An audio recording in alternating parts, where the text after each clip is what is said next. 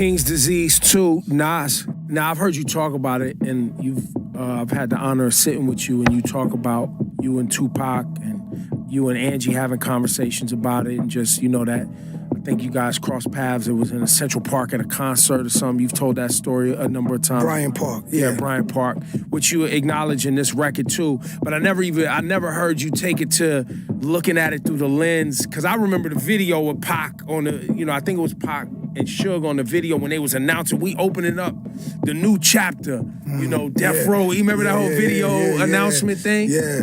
So I never really processed it through that lens. What made you go at it from the Death Row East lens of people wearing the shirts and the street teams, and because I don't think people even knew that it had went to that level where they was really paying people in the street out here, because they had money like that. Yeah. Cats was getting paid to rock they Death Row East out here and really keep tense. Yeah, Death Row was the biggest rap company in the world. They were bigger than everybody, and they had a lot going, but there was a lot of tension. There was a lot of beef that was coming with it. And it was like dudes was just in their 20s, like, not far removed from the street running these empire. In New York, when they came here, we was just like, wow, it was our time. There was myself, Pac, Biggie.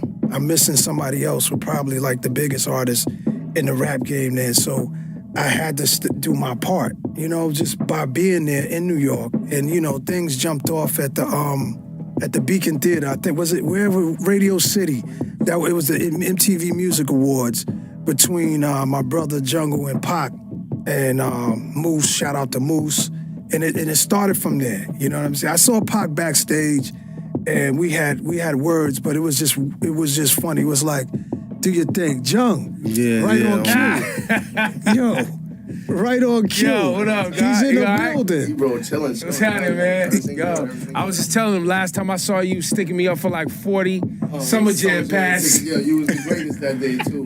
Yo, I didn't know you was coming here. This is the first time I think you ever been at an interview with me. As I'm talking about you, how did you know I was here? I was scheduled to be here with you, but I'm a little late. Wow, you got both of the Jones boys. So, this is the first brother interview. Have y'all ever done an interview together? We probably did, but I don't know where that footage is. Let's just pick up where we was. We was talking MTV Awards. I'm in the seats at the spot, and somebody came and said, yo, your brother and them was getting it on in the lobby or whatever.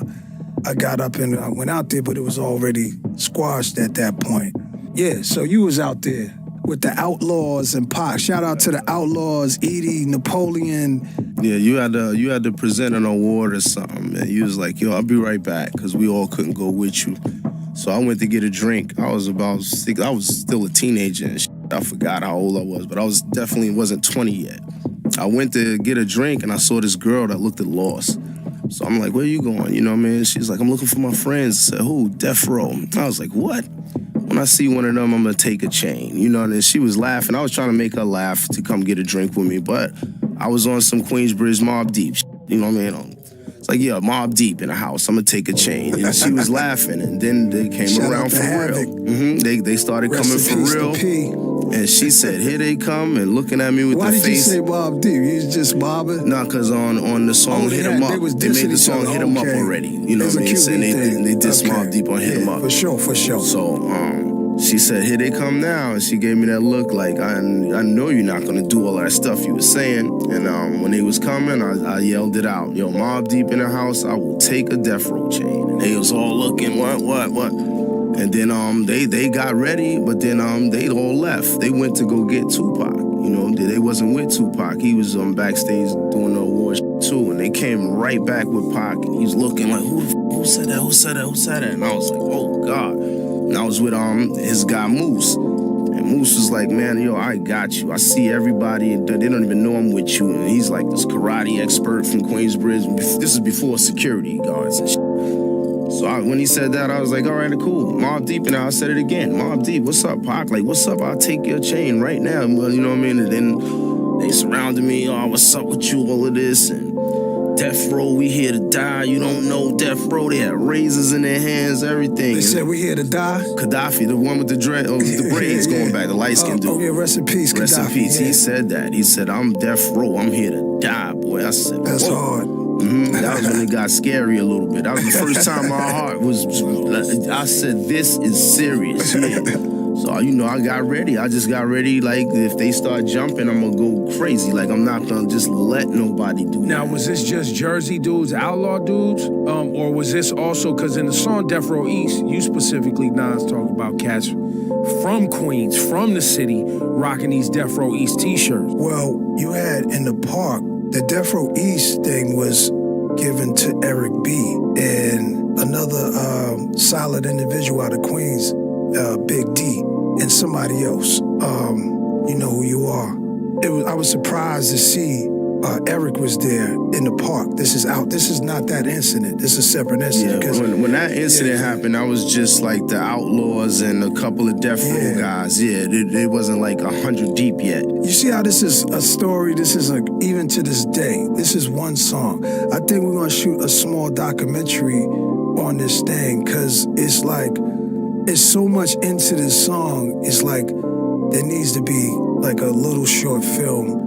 Well, and also, too, the timeline, because even in this song, Death Row East, from you talking about, and like I was saying, like, I never thought about it through the lens of, like, there's this beef going on, and then this record label, who's the biggest in the game, says, you know what, to exacerbate and really make this issue even worse, we're gonna pay individuals in New York, and we're gonna set up a label in New York. It's pretty genius. To fragment this, even like on some real Art of War to fragment the base of, like, because, I mean, you was there, Jungle, you was there at the time, I was in radio at the time. It started as a Death Row Bad Boy thing. Mm-hmm. Yeah. Then the Mobb Deep disses and all that other came along, and then it broadened out to this really Death Row versus the East Coast. Yeah. Then it started to form into this East Coast, West Coast thing, but that's not how it really started. No, and I don't think that's how they wanted it to end. I think they did want the love from New York. I don't know, because if Machiavelli, if he didn't die, and then the Machiavelli album would have came out without my name in it, because if he didn't die, he was taking my name out. What if we didn't see him that night at all? What if we didn't see him that night? He just would have had Death Row East, and the Machiavelli album would have came out. So he was gonna go at the whole East Coast, including you, everybody, with this new label with Buckshot and all of these people was gonna be on. You know, what you're saying? They was really like. No, but One Nation was the unity. So I think he had to get that one off. Which is right. He would have caused even more beef to happen. But the One Nation album, though, was with the East Coast rappers that he was trying to do. Because that's what kind of like he was telling me when we met up, that he had a bigger vision. He didn't want to be on a war path, but he was just like going through it. He had a lot of beef. He had a lot of, and I also mentioned Stretch. Yeah, and this where you say Stretch didn't have you shot. That's not what happened. Nah, not at all. Stretch was hurt by. Pac was just kind of just swinging at everybody because he was mad. You know what I'm saying? Well, think about it. Rightfully so. You was born here. Yeah. Your mom went to jail here in New York specifically, right? Yeah. So you're thinking, I'm moving around in a city that I'm familiar with. You show up to a studio. You start thinking, he blaming Big. He blaming this one. He blaming that. I mean, at that point, he blamed mad people. He didn't know. He didn't know what happened. He didn't know what happened to him. He was tight. He didn't know what happened. Nobody really knew what happened to him back then. To call somebody and say, yo, who robbed me back then? You was never going to find that out unless you was like... But check this out. But Stretch was really hurt. He was heartbroken. You know what I'm saying? Like, Stretch worked on my second album, It Was Written. He was really heartbroken. He was kind of in shock that Pac would think that he would even have anything close to that. He put his life on the line with Pac. They were friends, friends go through, you get beef happens, somebody gets shot.